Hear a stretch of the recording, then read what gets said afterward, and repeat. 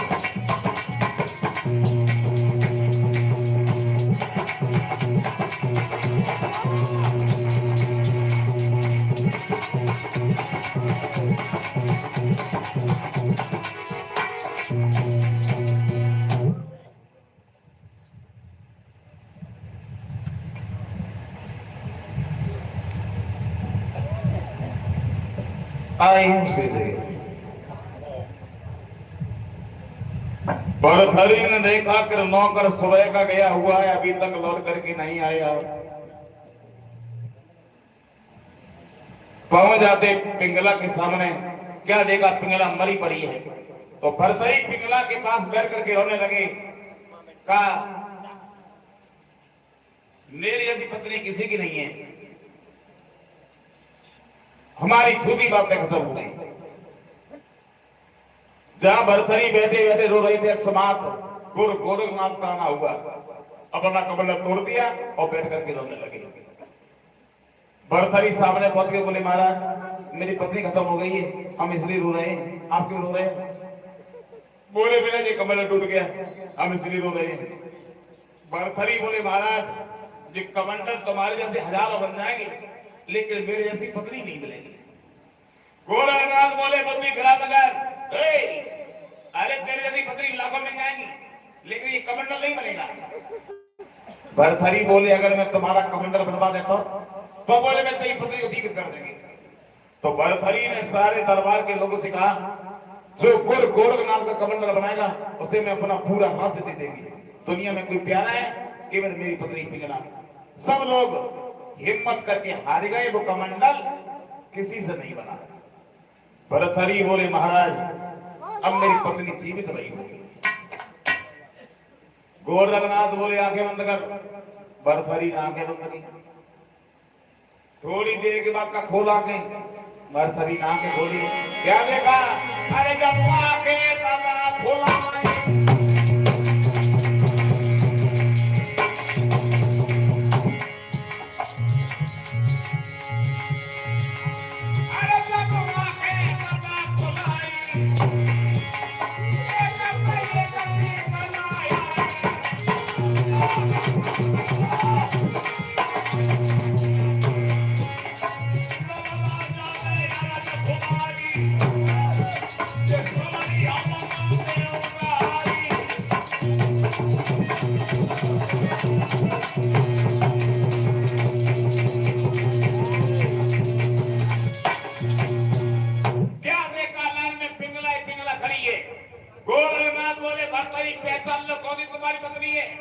अब भरथरी बोले महाराज अब ये सब औरतें हो तो मुझे दे दो।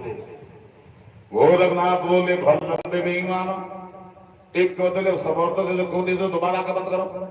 वो गोरखनाथ भरथरी की पत्नी पिंगला को दीन करने के बाद वहां से चले जाते हैं।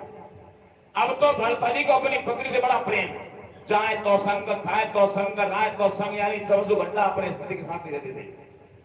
एक बार भरथरी दरबार में बैठे हुए थे, एक नौकर का आना हुआ अश्वपाल। बोला महाराज मेरा नाम है अश्वपाल, हम तुम्हारे यहाँ नौकरी करना चाहते हैं।